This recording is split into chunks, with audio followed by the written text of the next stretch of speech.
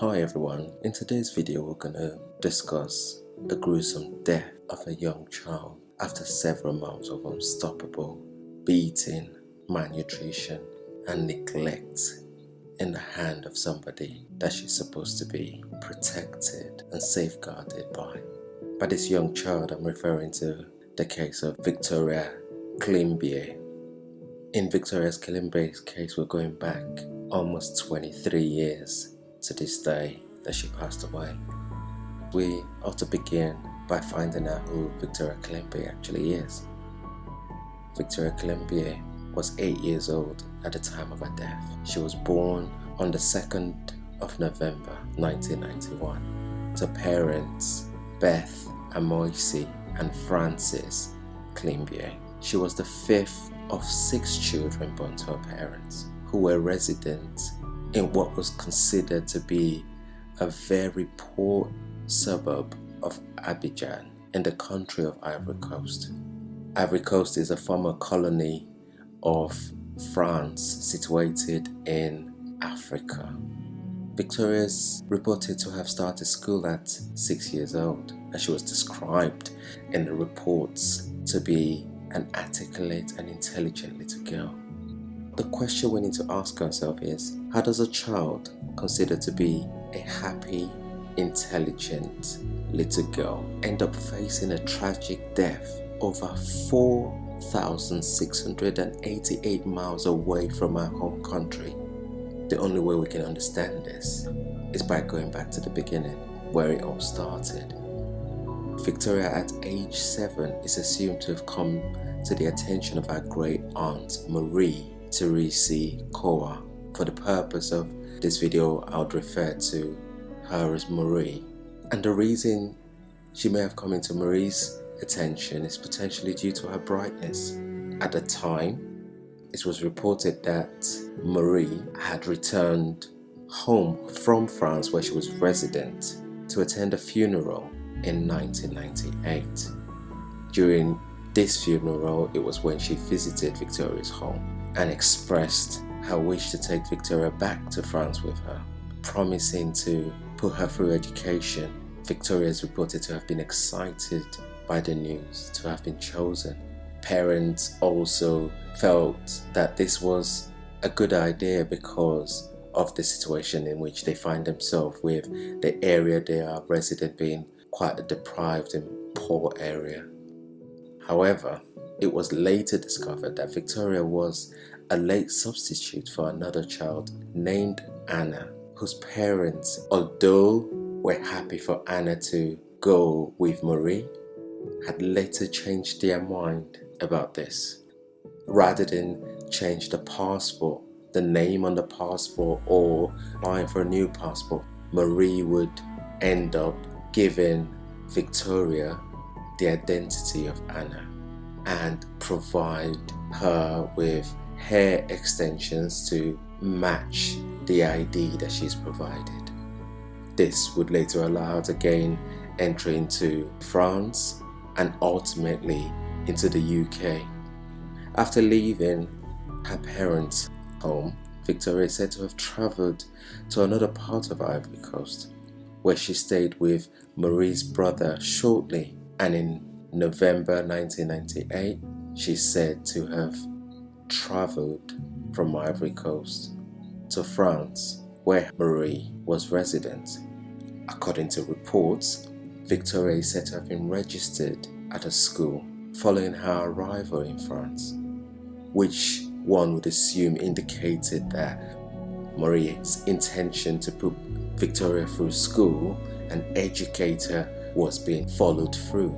But it appears that whilst it may have come across this way, this may have been far from the truth, because in December 1998, the school had begun to raise concerns regarding Victoria's attendance. Unfortunately, things were going to get worse for Victoria, that by February 1999, the school were so worried that they issued a child risk emergency notification, prompting the involvement of a social worker who later reported a difficult mother and child relationship between Victoria and Marie. During Victoria's time at the school, there were multiple concerns raised about her consistent absence, and also when she is in school, how she consistently fell asleep in class, causing them to believe that she was clinically unwell, resulting in her being monitored and being treated by doctors. Victoria's move to the UK will come in 1999, because in 1999 it is reported that Marie had given notice to the school stating that she was going to be taking Victoria for treatment in the UK. But before she would leave with Victoria, she would go back to school for Victoria to say goodbye to her friends. During this visit, the school had observed that Victoria was wearing a wig and she appeared to have had her hair shaven. The exact reason why Marie decided to leave France, whilst that's not currently clear, reports suggest that she had been claiming benefits that she was not entitled to in France, and the French authorities had been trying to recover these funds. For this reason, one could assume that it may have played a key role in her decision to flee the country with Victoria. Victoria is said to have arrived in the UK on the 24th of April 1999. During her arrival at Border Force, Marie is said to have described Victoria as her daughter. They would quickly move into a bread and breakfast, which had already been booked prior to their arrival into the UK.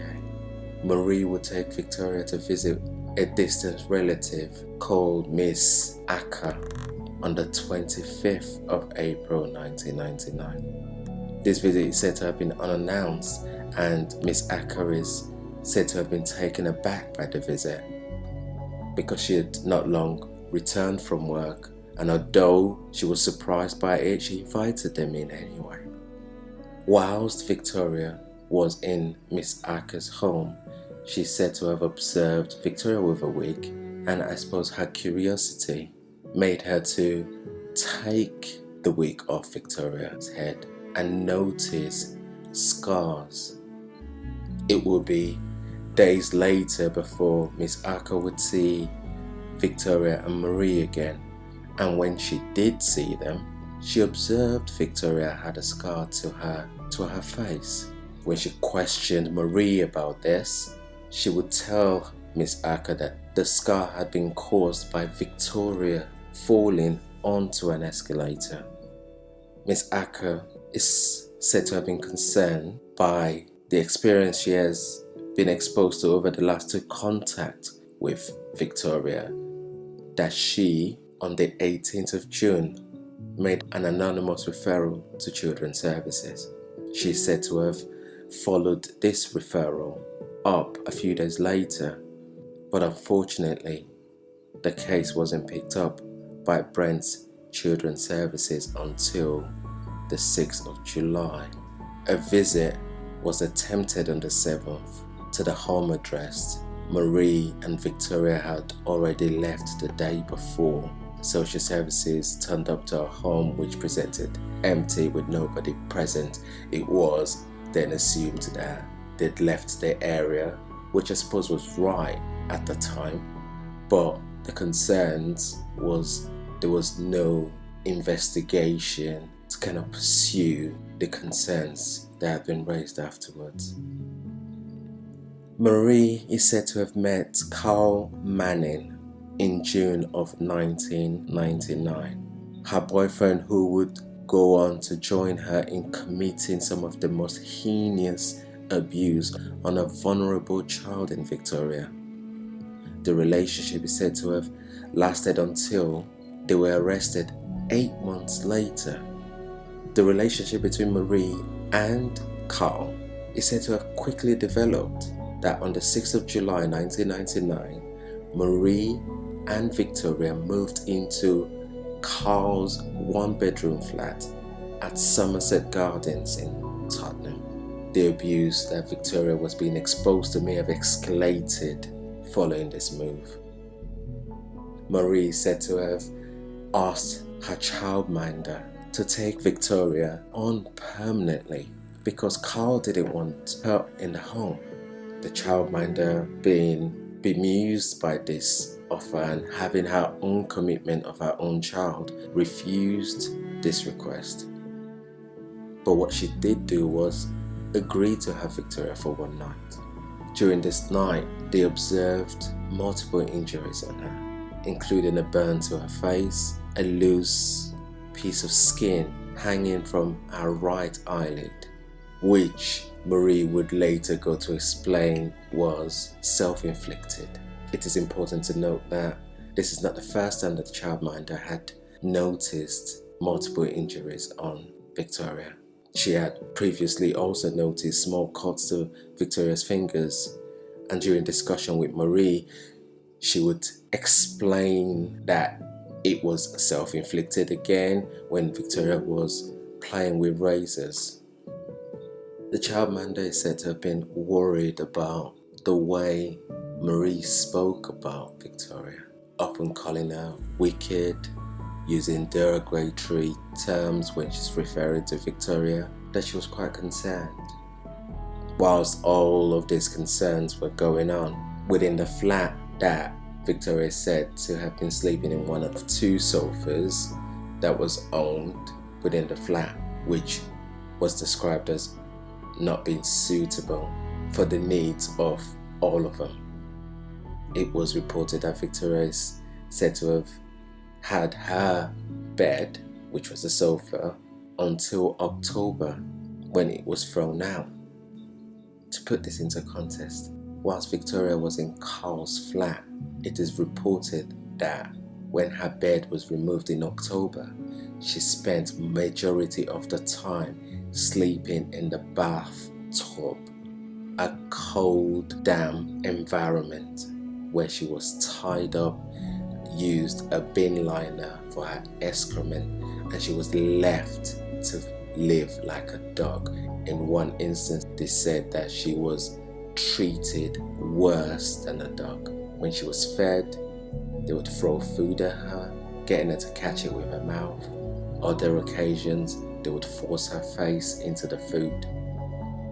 Victoria would come into the contact of medical professionals for the first time on the 14th of July 1999 when she was admitted to Central Middlesex Hospital. Concerns at the time was that Victoria may have had on her body cigarette burn mark, which was later dismissed to be scratching at scabies scars. A doctor is said to have written a letter saying there were no child protection issues at the time. From the moment Victoria came into the notice of medical professionals, there were multiple occasions she's said to have returned to hospital, with one of those significant incident being the 24th of July when she was admitted to Middlesex Hospital for suffering from scalding to her head and face. Over the next 2 weeks, she would spend time in hospital. Whilst Victoria is said to have had this horrible scar, the one thing that remained consistent with her was that she was smiling and presented a happy child until Marie turned up. Victoria would later be allowed to go home with Marie following this.